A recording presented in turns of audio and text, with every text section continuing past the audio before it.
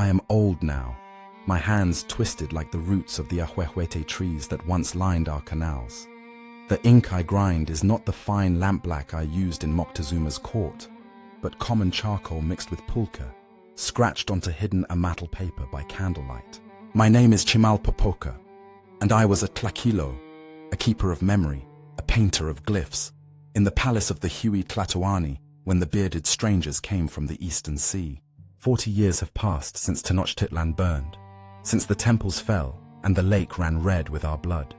The friars would destroy this codex if they found it, would call it the devil's work and feed it to their fires. But I must write what truly happened, before my eyes fail and my memory follows. I must record how the greatest city the world had ever seen, grander than their Sevilla or Rome, rising from the lake like a jewel of white stone and painted stucco, was reduced to ash and rubble in 93 days of siege. I was there. I saw the beginning, when we still thought ourselves masters of the world. I survived to see the end, when children gnawed the bark from trees and warriors too weak to lift their macuahuitl fell beneath Spanish steel. This is the truth, painted in glyphs the young ones can no longer read, in a language that dies with every passing year. Let me take you back to the day it all began, to the 8th day of the month Quecholi, in the year Toxcatl, when Hernan Cortez walked across the Iztapalapa Causeway and into our hearts, like an obsidian blade wrapped in cotton. I can still see that morning, clear as the surface of Lake Texcoco before the wind rises. I stood in the palace courtyard with the other scribes, our paper and brushes ready to record the arrival of the pale strangers. The city hummed with nervous energy, the sound of thousands gathering, the smell of copal incense burning in every shrine, the flutter of feather banners in the wind. We had heard the reports, of course, from the coast, of floating houses that moved without paddles, of men with skin like ash who rode atop great deer, of weapons that roared like thunder and spat fire. The runners had brought word of battles at Kempoala, of the Totonacs joining these strangers against the tribute collectors. Then came darker news from Tlaxcala. Our ancient enemies had fought the strangers fiercely, then made alliance with them. And Cholula. The reports from Cholula spoke of streets choked with bodies, of temples burned and nobles slaughtered. Moctezuma had sent gifts, gold discs as large as cartwheel stones, feather cloaks worth more than provinces, turquoise masks inlaid with jade. Each gift brought the strangers closer. Now they were here, at the edge of our city, and the Huey Tlatoani himself would greet them on the causeway. I remember wondering, as I ground my ink that morning, why he would honor invaders so. The other scribes whispered about the prophecies, about Quetzalcoatl returning from the east in the year Toxcatl, about the omens that had plagued us for years. 10 years before, a fire comet had appeared in the sky, streaming light like a wound in the heavens. The temple of Huitzilopochtli had burned for no reason, despite the rain. A strange bird with a mirror in its head had been brought to Moctezuma, and in that mirror he had seen warriors approaching from the east. The Chihueteteo, the spirit women who died in childbirth, had been heard weeping in the night. But I did not believe the strangers were gods. I had read the old codices, the histories painted by scribes long dead. Gods did not need to eat, did not bleed when cut, did not sicken and die. These were men, strange men, dangerous men, but men nonetheless. I should have spoken my doubts. Perhaps if I had, things would have been different. But I was young then, barely 20 years of age, and scribes did not question the Huey Tlatoani. The procession formed in the plaza before the palace. Moctezuma appeared from the inner chambers wearing his full regalia, the turquoise crown, the cotton armor quilted with jaguar skin and eagle feathers, the golden sandals that marked his rank. He rode in a litter carried by the greatest nobles of the realm, men who ruled cities of their own, but bent their necks to carry the divine emperor. Behind him walked 400 young warriors, in their finest battle dress, macuahuitl clubs inlaid with jade, shields painted with sacred glyphs. Conch shell trumpets sounded, their deep voices rolling across the water. Drummers beat the huehuetl and tepanastli, rhythms that had welcomed visiting kings since the time of the Toltecs. I joined the crowd of lesser nobles and scribes who followed at a respectful distance. walking the 2 miles down the great Iztapalapa Causeway toward the southern shore. The lake stretched around us, impossibly blue under the autumn sky. Chinampas floated in neat rows. The floating gardens where we grew maize and flowers and vegetables, tended by farmers in their canoes. Other causeways stretched north and west, the great engineered roads that connected our island city to the mainland. The Chapultepec aqueduct ran beside us, bringing fresh water from the springs on the hill. Tenochtitlan rose behind us, white and brilliant, pyramids towering above the neighborhoods, the twin temples of Tlatelolco and the Templo Mayor piercing the sky like obsidian knives. 200,000 souls lived in that city, 200,000 who believed themselves safe, protected by the gods and the lake and the might of the empire that stretched from the northern deserts to the southern jungles. We were fools. Halfway across the causeway, I saw them.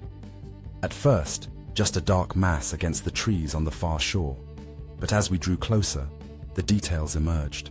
Men in metal that caught the sun like mirrors, riding atop animals I had no name for, larger than the deer in our forests, with long faces and strange clicking feet. The animals terrified me. Their smell reached us across the water, sharp and alien. Some of the younger warriors around me shifted nervously, hands tightening on their weapons. But we did not draw back. We were Mexica, the chosen people of Huitzilopochtli, masters of an empire that demanded tribute from 300 cities. What had we to fear from a few hundred strangers, no matter how strange their appearance? Moctezuma's litter stopped at the meeting point on the causeway. The nobles lowered him gently to the pavement. Servants rushed forward with flower petals, scattering them on the stones before his feet so that he would not touch the common ground. I pressed forward with the other scribes, desperate to see, to record every detail for the codices. One man stepped forward from the strangers' ranks. He was not tall by our standards, but he moved with absolute confidence, his metal armor clanking softly. His face was burned dark by the sun, a thick beard covering his jaw, the first beard I had ever seen on a living man. Behind him walked a woman in Nahua dress, and a man in the dark robes of their priests. The woman spoke first, her voice carrying clearly across the gap between the two groups. She spoke Nahuatl with the accent of the coast, Tabasco perhaps, or the Maya lands. She addressed Moctezuma with the proper honorifics, then translated the bearded man's words. He said his name was Hernan Cortez, that he came from a land across the eastern sea, that he served a great king named Carlos, who ruled more land than could be crossed in a year of walking. He said he brought greetings and gifts, and wished to speak of friendship and trade. It was all lies, of course, but we did not know that then. Moctezuma responded with equal formality. He welcomed Cortez to Tenochtitlan, offered him lodging in the palace of his father Axayacatl, promised feasts and entertainment. His voice was calm, measured, giving away nothing, but I was close enough to see his hands, hidden in the folds of his cloak. They trembled. That trembling haunted me for years. Later, when the city burned, when I huddled among the reeds watching our temples fall, I would remember those shaking hands and wonder if Moctezuma had somehow known what was coming, if the gods had whispered the future in his ear and he had chosen to welcome it anyway. But I think the truth was simpler and sadder. He was afraid, and his fear paralyzed him, and that paralysis doomed us all. The procession turned and marched back across the causeway, Cortez and his men in the center, surrounded by Mexica warriors. I walked behind, my paper and brushes ready, recording everything. The stranger's armor, steel they called it, harder than our copper and bronze. Their weapons, swords that could cut through cotton armor in a single stroke, crossbows that shot bolts with terrible force, and the thunder tubes they called harquebuses that spat fire and lead. The animals, caballos, horses, trained for war, each one worth a fortune in gold. And the men themselves, Spaniards they called themselves, from a land called España. They numbered perhaps 400, with another 1,000 Tlaxcalan warriors marching behind them, our ancient enemies now allied with these strangers against us. I should have seen it then. 400 Spaniards and 1,000 Tlaxcalans in a city of 200,000. We could have destroyed them in an hour, but we fed them instead. We housed them in the finest palace. We gave them gold and women and food. And all the while they studied our streets, counted our warriors, planned their betrayal. The Palace of Toxcatl stood in the sacred precinct near the Templo Mayor. It was a vast complex of buildings around a central courtyard, with rooms enough for hundreds of guests. Servants rushed to prepare it, laying reed mats and cotton blankets, building cooking fires, hauling water from the aqueduct. I was assigned to the scribe's quarters nearby, ready to record any pronouncements or agreements. From my window, I could see into the courtyard where the Spaniards made their camp. They never removed their armor, I noticed. Even when they ate, even when they slept, they kept their steel on and their weapons close. Their horses were stabled in a building that had once held tribute goods, and they posted guards around them day and night. They did not trust us. They were right not to. The first few days passed in a blur of feasts and ceremonies. Moctezuma sent gifts every day. Gold worked into fantastic shapes, feather cloaks that took artisans months to create, cacao beans by the thousands, cotton soft as cloud.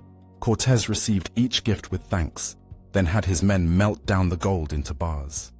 I watched them do it, feeding our sacred art into their fires, reducing the work of master craftsmen to crude ingots. The other scribes and I recorded it all, our brushes flying across the paper. We painted glyphs for things we had never seen before: the horses, the swords, the bearded faces. We invented new symbols, combined old ones in new ways, struggling to capture this alien reality on our pages. At night, we compared our work, argued about details, tried to make sense of what we were seeing. None of us understood the danger. None of us saw the trap closing around us. On the 5th day, Cortez asked Moctezuma to show him the treasury. The Huey Tlatoani agreed, with that same terrible politeness that marked all his dealings with the Spaniards. I was part of the group that accompanied them, ready to record any gifts or agreements. The treasury was in a sealed building near the palace, its entrance hidden behind a plastered wall. Servants broke through the wall, and we entered a vast chamber filled with wonders: gold stacked to the ceiling, discs and bars and plates, featherwork from the Maya lands, so fine it looked like paint, jade carvings worth more than cities, turquoise from the north, worked into masks and pectorals, the wealth of 100 years of tribute, the treasure of an empire. I saw Cortez's eyes widen. I saw his men whisper to each other, their voices tight with greed, and I knew in that moment that they would never leave, that they had not come for trade or friendship or any of the things they claimed. They had come for gold, and they would take it, no matter how many of us they had to kill. 1 week after the Spaniards arrived, Moctezuma disappeared into the Palace of Toxcatl and did not come out. The official word was that he was conferring with Cortez, that they were becoming friends, that the Huey Tlatoani wished to learn more about the stranger's land and customs. But the servants whispered a different story. They said Moctezuma was a prisoner, that the Spaniards had seized him in his own city, that they held him in chains and would kill him if we tried to rescue him. I did not believe it at first. How could 400 men hold our emperor hostage in a city of 200,000 warriors? It made no sense. But days passed, and Moctezuma did not emerge. When he appeared on the palace roof to address the people, Spaniards stood beside him, their hands never far from their swords. His voice sounded hollow, defeated.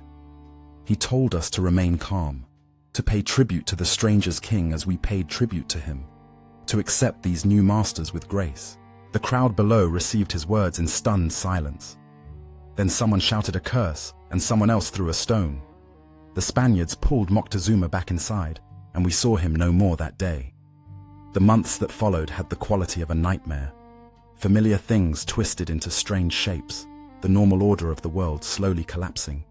Cortez ruled from the palace, issuing commands through Moctezuma. Tribute that had flowed to Tenochtitlan now went to the Spaniards. Sacred images were pulled down from temples and replaced with the stranger's torture god, nailed to crossed beams.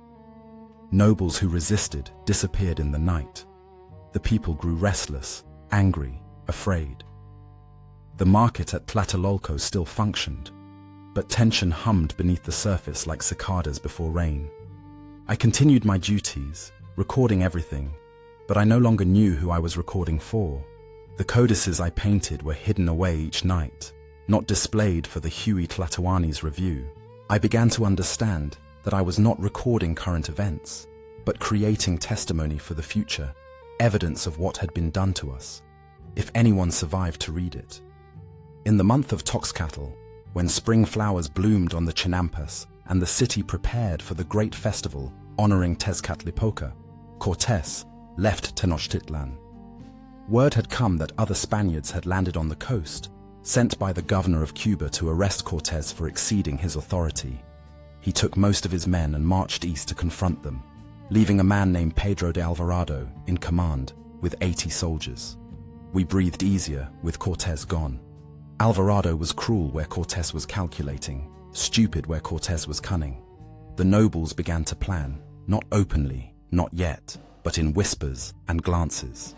If we could kill Alvarado and his 80 men, rescue Moctezuma, close the causeways before Cortés returned, it could be done.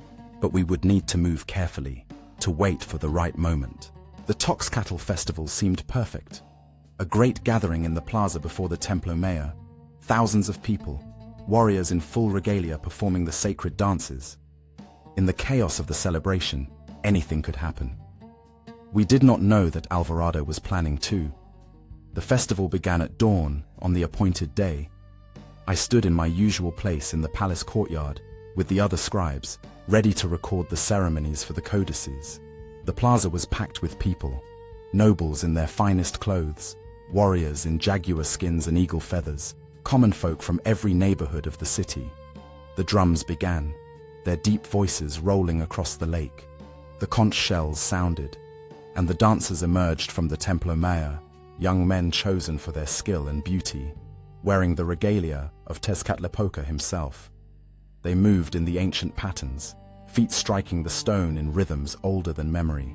I can still see them, the way the feathers rippled with their movements, the way the obsidian mirrors on their shields caught the light, the absolute concentration on their faces as they enacted the sacred story. They were unarmed, as tradition demanded. The festival was a dance, not a battle. They carried no macuahuitl, no shields meant for war, only the ceremonial instruments of the ritual. The crowd watched in reverent silence, broken only by the drums and the dancers chanting. I was grinding fresh ink, preparing to record the moment when the lead dancer would ascend the pyramid, when I heard the sound. Not the drums, not the chanting, the clanking of steel, and the heavy tread of boots. I looked up. Spanish soldiers were pouring into the plaza from every entrance. They wore full armor, helmets and breastplates, and chainmail. They carried their swords drawn, their crossbows loaded, and they were moving toward the dancers. Time seemed to slow. I saw a soldier raise his sword. I saw it fall, impossibly bright in the sun.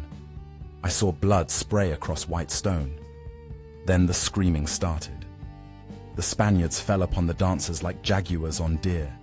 The unarmed young men tried to flee, but the plaza was surrounded, every exit blocked by soldiers or Tlaxcalan allies. Steel swords bit through cotton armor and flesh. Crossbow bolts pinned men to the ground. The dancers who tried to fight back were cut down where they stood. The blood, mother of gods, the blood. It ran across the plaza in rivers, pooled in the carved channels meant for rainwater, soaked into the hem of my cotton robe as I stood frozen in horror.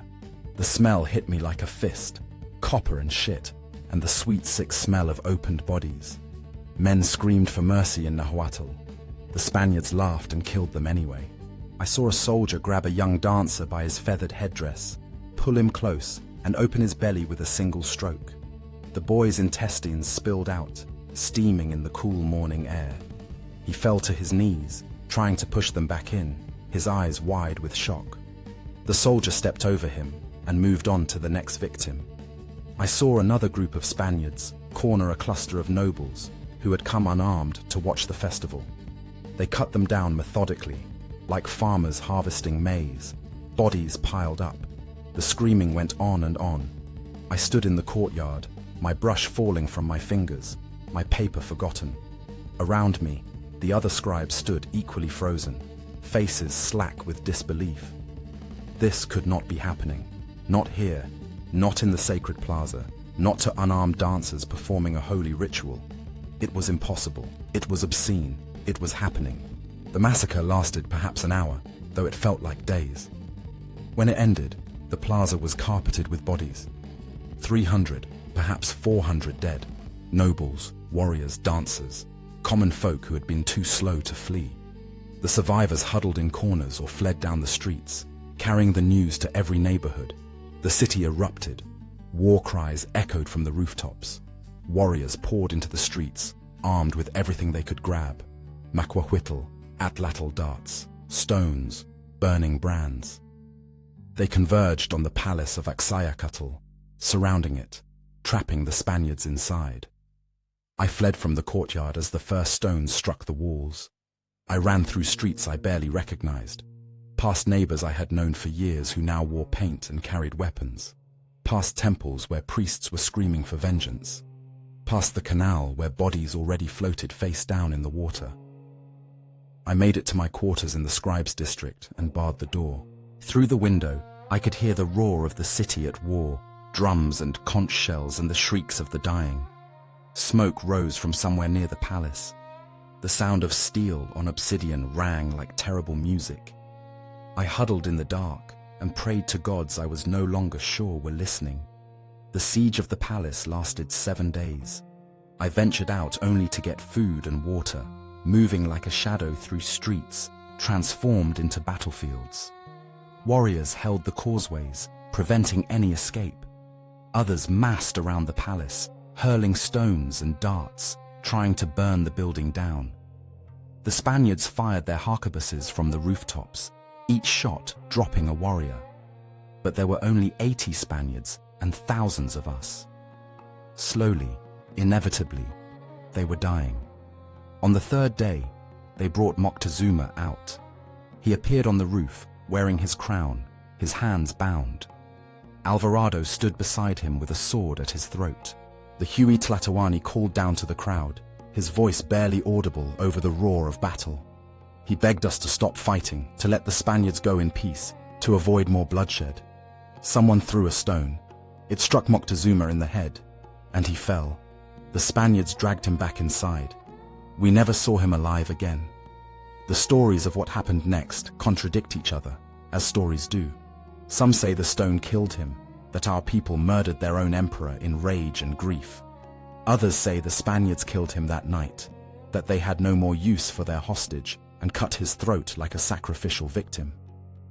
I do not know which is true. I know only that on the 4th day, the Spaniards displayed his body on the roof, and the sound that rose from the city was not a war cry, but a wail of anguish that seemed to shake the stones themselves. Moctezuma was dead. The divine emperor, the Huey Tlatoani, the man who had ruled with absolute authority for 17 years, was dead. And we had lost him. To fear, to paralysis, to the strangers he had welcomed like honored guests. His death broke something in the city. The battle became slaughter. Warriors no longer tried to capture enemies for sacrifice, but killed them on sight. The Spaniards' Tlaxcalan allies were hunted through the streets and cut to pieces. Any building where Spaniards might be hiding was burned. The smoke grew so thick it blotted out the sun. On the 7th day, Cortés returned. He had defeated the Spaniards sent to arrest him and convinced them to join him instead. Now he marched back to Tenochtitlan with over 1,000 men, Spaniards, Tlaxcalans, Totonacs, other subject peoples eager to see us fall. They fought their way across the southern causeway, their horses trampling our warriors, their cannons blasting gaps in our defenses. By nightfall, they had reached the palace and broken the siege. That night, they tried to escape. The Spaniards loaded themselves with gold from the treasury, bars and plates stuffed into their armor, sacks of it tied to their horses. Then, they marched out in the darkness, trying to cross the western causeway to the mainland before we could stop them. We stopped them. Warriors in canoes attacked from both sides of the causeway. The bridges had been destroyed, and the Spaniards had to wade across the gaps, weighed down by their armor and stolen gold. Many drowned. Others were pulled into the water and killed. The horses screamed and thrashed, throwing their riders into the lake. I watched from a rooftop as the causeway became a slaughter pen. The Spaniards who survived abandoned the gold and ran, fighting their way through the darkness and the rain that had begun to fall. Behind them, they left hundreds dead and dying, and the lake ran red in the torchlight. We called it Noche Triste, the Night of Sorrows, and we thought we had won. We were wrong. Cortés retreated to Tlaxcala with perhaps half his men. We did not pursue. The city was in chaos, and we had to choose a new Huey Tlatoani. Moctezuma's brother, Cuitlahuac, was named to the throne, a warrior who had always opposed the Spaniards, who vowed to drive them from our lands forever. For 3 months, we prepared for war. Warriors trained in the plazas. Weapons were stockpiled. The causeways were fortified, the canals deepened, the city transformed into a fortress. We sent messengers to our subject cities, demanding warriors and tribute. Some sent aid. Others, the ones who had resented our rule, sent nothing. And some sent messengers to Cortés instead, offering alliance against us. The Totonacs, the Chalca, the Texcocans, our old allies, turned against us when their ruler died and was replaced by a Spanish puppet. The empire was fracturing, and we could do nothing to stop it. Then the sickness came. It appeared first in Tlatelolco, in the northern part of the city. People developed fevers and rashes, pustules that covered their bodies from head to foot. The rashes wept and stank. The sick could not eat or drink, could barely move. They died in agony, calling for water that would not relieve their suffering. The healers had no cure. They tried every herb, every treatment, every ritual they knew. Nothing worked. The sickness spread through the city like fire through dry grass. Whole families died. Whole neighborhoods. The markets closed. The temples emptied. Bodies piled up faster than we could bury them, and the stench of rotting flesh joined the smell of smoke and blood that already hung over the city. I did not fall sick, though many of my fellow scribes did. I helped where I could, carrying water, burning bodies, recording the names of the dead in my codex so they would not be forgotten.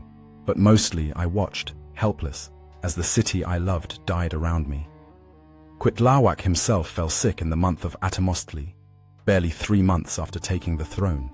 He died raving with fever, his body covered in the terrible pustules.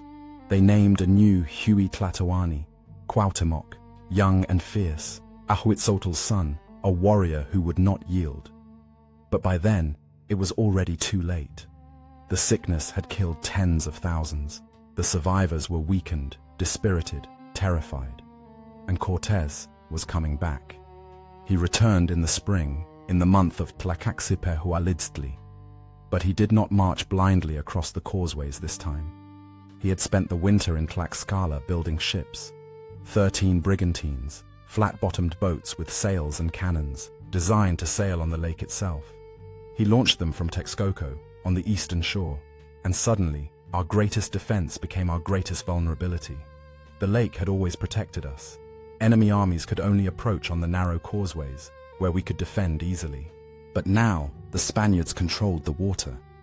Their brigantines crushed our canoes, sank our supply boats, cut off the chinampas where we grew our food, and on land, they began the siege. Not a single assault, but a methodical strangulation.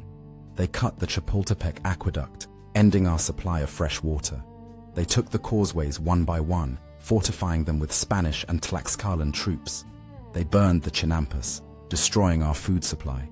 And they waited for hunger and thirst to do what their weapons could not. I remember the day the siege truly began, the 10th day of the month of Toxcatl, exactly 1 year after the massacre in the plaza. I stood on the roof of a building near the Templo Mayor and watched the brigantines sail across the lake, their sails impossibly white against the blue water. Canoes raced out to meet them, warriors hurling darts and stones. The brigantines' cannons roared, and the canoes exploded into splinters. Bodies floated on the water, and the brigantines sailed on, untouched. That day, I understood that we were going to lose. Not because our warriors were not brave. They were the bravest men I have ever known. Not because our cause was not just, it was just beyond measure, but because the Spaniards had advantages we could not match. Steel that would not break, horses that could charge through our ranks, guns and cannons that killed from distances our weapons could not reach, ships that controlled the lake, and most of all, allies, tens of thousands of Tlaxcalans and Texcocans and Chalca and Totonacs, all the peoples we had conquered and ruled, now risen against us with Spanish weapons and Spanish backing. We were not fighting 400 Spaniards. We were fighting an empire's worth of enemies, and we were already half dead from disease and famine. The siege lasted 93 days. I will not recount every battle, every assault, every desperate defense. There were too many, and they blurred together into an endless nightmare of smoke and blood and hunger. I will tell you instead what I remember most clearly, the details that even now, 40 years later, wake me in the night. The taste of water from the canals, so foul with bodies and waste that we gagged as we drank, but drank anyway, because the alternative was death from thirst. The sound of children crying for food that did not exist. The sight of warriors so thin, their ribs showed through their skin, still fighting, still defending, until they collapsed from weakness. The smell of the chinampas burning, the acrid smoke that made our eyes water and our lungs ache. The feel of my hands, cramping from hunger, struggling to hold my brush steady as I recorded the dying of the world. We fought them in the streets, in the canals, on the causeways, in the ruins of the temples they had already burned. Cuauhtémoc led from the front, his voice hoarse from shouting orders, his armor stained with blood and ash. He refused to surrender, refused to even discuss terms. "We will die before we kneel," he said, and we believed him. We would have followed him into Mictlan itself if he had asked. The Spaniards advanced block by block, burning every building they captured, filling in the canals with rubble so their horses could pass. The city shrank around us. First the southern districts fell, then the western. We retreated to Tlatelolco, to the north, and made our stand there. By the month of Xocotluetzi, we held perhaps a quarter of the city. The rest was ashes and blood, and Spanish flags flying from ruined temples. We had no food except the bark we could scrape from trees, the insects we could catch, the leather we could boil into something edible. We had no water except what we could gather from the rain. We had no hope except the vain prayer that somehow, miraculously, relief would come. Allies from the south, intervention by the gods, anything. Nothing came. Only more Spaniards, more Tlaxcalans, more death. On the 12th day of the month of Xocotluetzi, the Spaniards broke through to the great plaza of Tlatelolco. I was there when the Templo Mayor fell. I saw the Tlaxcalans swarm up the pyramid steps, howling in triumph. I saw them throw down the statue of Huitzilopochtli, the war god who had made us great, who had promised us dominion over the earth. I saw them set fire to the temple, and I watched the flames climb toward the sky, consuming the thatch and the wooden beams, and the sacred codices that had been stored there for generations.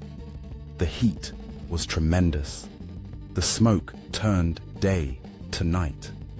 And in that darkness, lit only by the flames, I saw the soul of Tenochtitlan die. Not the city. The city would burn over the next days, would be reduced to rubble and corpses.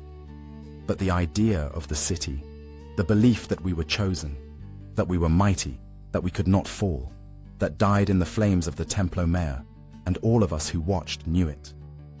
Some warriors threw down their weapons and wept. Others charged the Spaniards in suicidal rushes, desperate to die fighting rather than live to see the end. Cuauhtémoc stood in the plaza, his face illuminated by the firelight, and I saw tears running down his cheeks. Not tears of weakness, tears of rage and grief so pure they seemed to burn like the temple itself. The city fell on the 13th day of the month of Xocotlawetzi in the year Eyi Kali. I remember the date because I carved it into my memory like a glyph into stone. The day the world ended, the day the fifth sun grew dark, the day everything we had been and believed and built for 200 years was reduced to ashes. The end came, not with a battle, but with silence. The warriors were too weak to fight. The civilians were too starved to flee. We huddled in the ruins of Tlatelolco, waiting for the Spaniards to come and kill us. I crouched in the rubble of a collapsed house, my codex wrapped in oiled cloth and pressed against my chest, watching the streets. The smell of death was everywhere, rotting bodies, burning thatch, shit and piss, and the sweet sick smell of the sickness that still claimed victims even now. Smoke drifted through the ruins like ghosts. In the distance I could hear Spanish voices, the clank of armor, the heavy tread of boots on stone. They were searching house by house, looking for survivors, for gold, for Cuauhtémoc. I pressed myself into the shadows and prayed they would not find me. I was not a warrior. I had no wish to die with a sword in my hand. I wanted only to live, to survive, to bear witness to what had been done to us. My prayer was answered. The Spaniards passed my hiding place without seeing me, but they found Cuauhtémoc. He was trying to escape by canoe, fleeing across the lake toward the northern shore with a handful of his wives and nobles. A brigantine intercepted him. The Spaniards hauled him aboard, dripping lake water, and brought him before Cortés. I did not see this myself. I learned of it later, from other survivors. But I was told that Cuauhtémoc stood before his enemy with his head high, his hand on the dagger at his belt, and spoke words that have echoed through the years. "I have done what I was bound to do in defense of my city and my people," he said, through the translator woman Malintzin. "I can do no more. Take that dagger from my belt and kill me with it." Cortés did not kill him. Not then. He needed Cuauhtémoc alive, to command the survivors to surrender, to reveal where the gold was hidden. He treated the young Huey Tlatoani with courtesy, gave him food and clean clothes, promised him safety. All lies. But that came later. With Cuauhtémoc's capture, the siege ended. The Spaniards entered Tlatelolco unopposed, marching through streets filled with corpses. They say 40,000 bodies lay in the ruins, men, women, children, dead from famine and disease and the sword. The canals were so choked with corpses that the water could not flow. The smell was such that the Spaniards had to wrap cloth around their faces to keep from vomiting. I emerged from hiding 3 days later, when it became clear the Spaniards were not killing everyone on sight. I looked like a skeleton, my ribs showing through my skin, my hands trembling from weakness. I could barely walk, but I was alive, and my codex was safe, and that was enough. The survivors gathered in the plaza, perhaps 15,000 of us, out of the 200,000 who had lived in the city before the siege. We were sorted by the Spaniards and their Tlaxcalan allies, women and children to one side, men who looked strong enough to work to another. The old and sick were left where they stood, to live or die as God willed. I was put with the workers, despite my age and frailty, perhaps because I could speak some Spanish, learned from listening to Cortés and his men in the early days, perhaps simply because I was still breathing. They set us to clearing the rubble, to pulling bodies from the canals, to rebuilding the city as a Spanish town. We worked in chains, fed barely enough to keep us alive, beaten if we slowed or complained. Many died in those first weeks. Others ran away when they could, fleeing into the countryside to join the scattered communities of survivors. I stayed, not from loyalty to the Spaniards. I would have killed them all if I could, but because I had a task to complete. My codex was hidden in the ruins of my quarters, wrapped in its oiled cloth.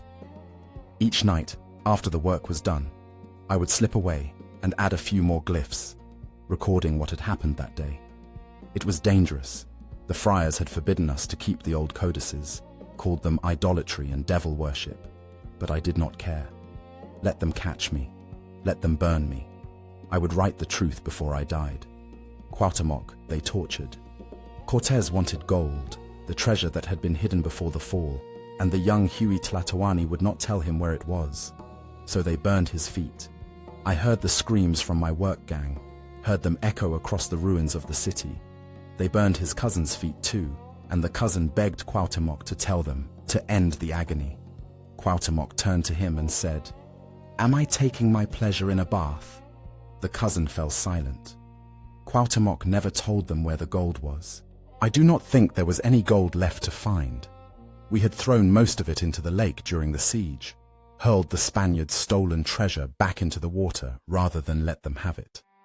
But Cortés did not believe that. He kept Cuauhtémoc as a hostage for 4 years, dragging him along on expeditions, always believing the young emperor would eventually break. In the year Toxcatl, on the road to Honduras, Cortés hanged him. The accusation was conspiracy, rebellion, plotting against Spanish rule. The truth was simpler. Cortés no longer needed him, and a living Aztec emperor was a rallying point for resistance. So he hanged him from a saber tree, and the last Huey Tlatoani died far from his city, far from his people, in a foreign jungle among strangers. When I heard the news, I wept. Not just for Cuauhtémoc, though he deserved tears, but for all of us, for the world that had died with him, for the future that would never exist. We had been a great people. We had built a city of wonder, had created art and poetry and architecture that rivaled anything in the world. We had ruled an empire that stretched from sea to sea, and in 93 days of fire and famine, it had all been swept away like smoke on the wind. The city the Spaniards built on our ruins, they called it Mexico. They used our stones, our labor, our land. They built their churches on the foundations of our temples, their palaces where our palaces had stood. They called it New Spain, and they ruled it as they had ruled the old Spain, with the sword and the cross, with slavery and tribute and the threat of death. The survivors adapted as best they could. Some converted to the Spanish god, wore Spanish clothes, learned Spanish ways. Others retreated to the hills and the jungles, tried to preserve the old customs in secret. Still others simply gave up, drank themselves to death on pulque, unable to bear the new world that had replaced the old. I did none of these things. I survived. I kept my head down, did my work, learned enough Spanish to avoid the worst of the beatings. And every night, in secret, I continued painting my codex. The true history of the fall of Tenochtitlan, written in glyphs the Spaniards could not read, in a language they could not speak. I painted Moctezuma's trembling hands on the Causeway, the blood in the plaza at Toxcatl, the bodies floating in the lake on the Noche Triste. I painted the brigantines with their sails like white wings of death. I painted the burning temples, the starving children, the warriors too weak to lift their weapons. I painted Cuauhtémoc's defiance and his torture and his death. I painted it all, every detail I could remember, every sight and sound and smell, because if I did not, who would? The Spaniards wrote their own histories, of course. Cortés himself wrote letters to his king, describing his great victory, his brilliant strategy, his inevitable triumph. Bernal Diaz, one of his soldiers, wrote a book I heard read aloud once, full of tales of Spanish bravery and Aztec cruelty. They made themselves the heroes of the story, made us the villains, bloodthirsty savages who deserved to be conquered, who needed their civilization and their god. They did not write about the dancers they murdered. They did not write about the children they starved. They did not write about the city they burned, the culture they destroyed, the thousands they killed, not in battle but in cold blood, for gold. I wrote about it, I painted it, and I hid the codex where they would not find it, in a sealed chamber beneath the foundation of a building, wrapped in oiled cloth, protected as best I could against time and water and the inevitable decay of all things. I do not know if anyone will ever read it. Perhaps it will rot away, and the truth will rot with it. Perhaps the Spaniards will find it and burn it, as they have burned so many other codices. Perhaps no one will care in a future where everyone speaks Spanish and worships the Christian God, and the old ways are forgotten. But I had to try. I had to set down the truth, in the hope that someday someone would want to know what really happened. How a great city fell, how a civilization died, how the fifth sun grew dark and a new age began in blood and ashes. I am old now. My hands are twisted with age, my eyes are failing, my memory is not what it was. The young people around me speak Spanish, wear Spanish clothes, cross themselves in the Spanish manner. They do not remember Tenochtitlan as it was.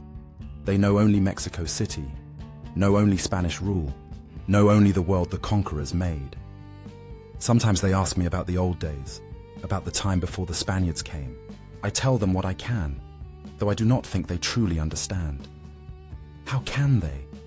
They have never seen the city rising from the lake, white and beautiful in the morning sun. They have never heard the drums of a festival echoing across the water, or smelled the copal incense from 1,000 shrines, or watched the warriors in their jaguar skins and eagle feathers marching in procession. They have never lived in a world where we were the masters, where our gods ruled, where the future seemed bright and endless. That world is gone. The Spaniards destroyed it, and they built their own world on its bones. But I remember. As long as I live, I will remember.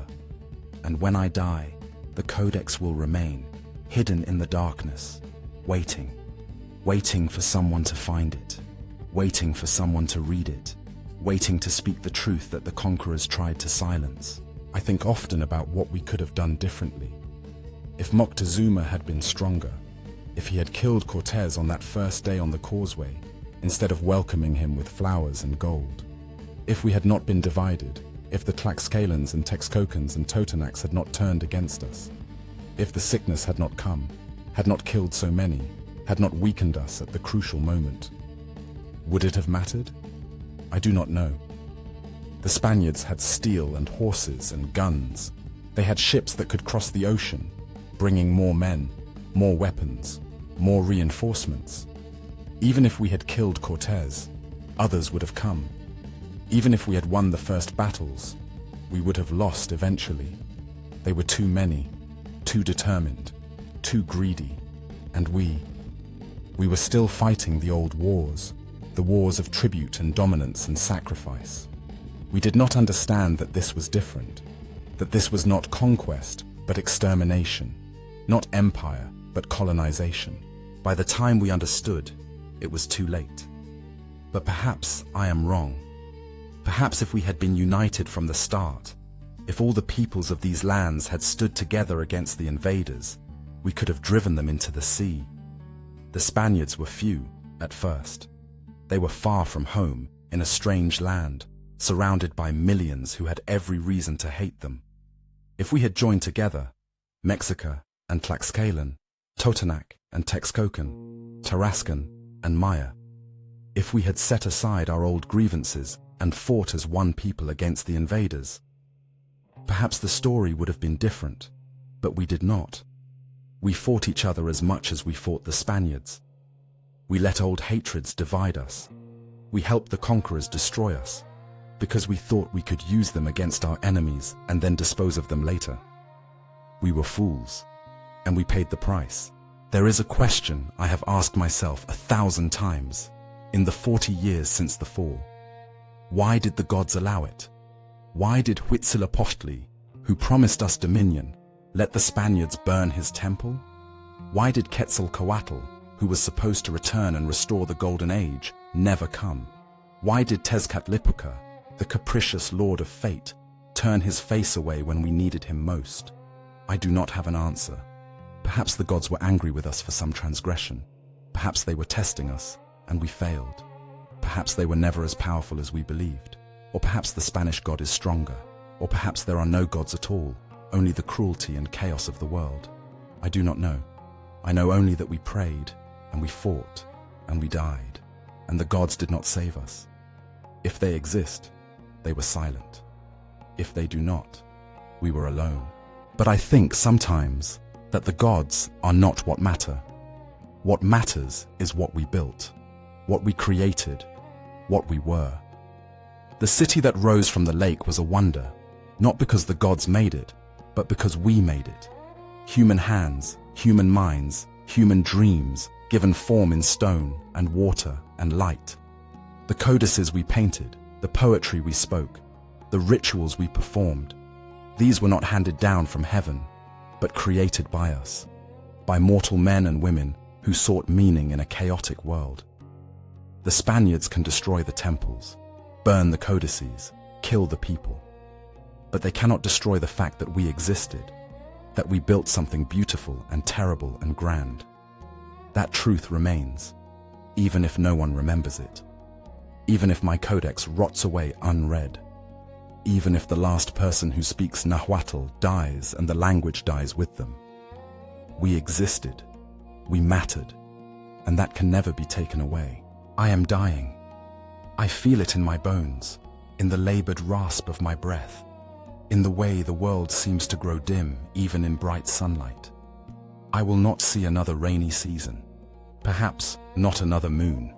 It is fitting, I suppose.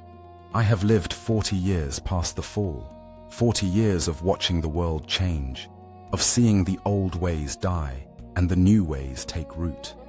I am the last of the scribes who served in Moctezuma's court, the last who remembers the city as it was.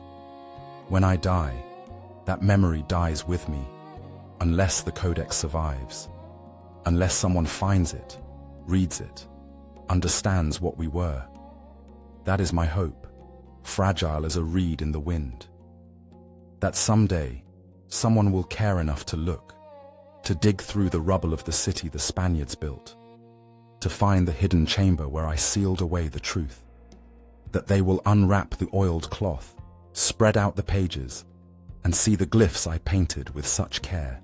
That they will read the story of Chimalpopoca, the scribe who survived the fall of Tenochtitlan. And maybe, just maybe, they will understand. They will understand that we were not savages to be civilized or demons to be destroyed. We were people. We built cities and wrote poetry and loved our children and feared death and sought meaning in the dance of the stars. We were as human as anyone who has ever lived, as worthy of memory, as deserving of truth. The Spaniards wrote us out of history, made us villains in their story of conquest and salvation.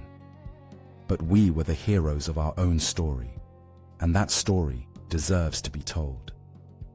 I return, in my mind, to that first day. To the morning when Cortés walked across the Causeway, and Moctezuma welcomed him with flowers. I see it all so clearly, even now.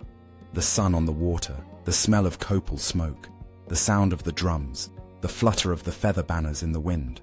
I see Moctezuma's trembling hands, hidden in the folds of his cloak. I see the greed in the Spaniards' eyes as they looked upon our city. I see the moment when everything changed, when the old world ended and the new world began. And I did not understand. None of us understood what was happening. If I could go back, what would I do? Would I warn Moctezuma, tell him to kill the strangers where they stood? Would I flee the city, try to survive in some distant province where the fall might not reach me? Would I refuse to paint the codices, refuse to witness, refuse to remember? No.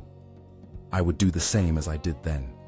I would watch, and I would record, and I would survive to tell the story. Because that is what a scribe does. That is what I am. I am Chimalpopoca, painter of glyphs, keeper of memory. I was there when Tenochtitlan fell. I saw the greatest city in the world burn. I watched an empire die in blood and fire and famine, and I wrote it down, every terrible moment, so that it would not be forgotten, so that the truth would survive, even if we did not. This is my testament. This is my witness. This is the truth of what happened in the 93 days when the world ended and a new age began. May whoever finds this codex read it and remember. May they speak our names and honor our sacrifice. May they know that we existed, that we mattered, that we were here. The sun sets, the shadows lengthen. My time is done, but the story remains, painted in glyphs on hidden pages, waiting in the darkness for the light to find it. Remember us. Remember Tenochtitlan. Remember. The fire burns low, the voice falls silent. Rest now, the history remains.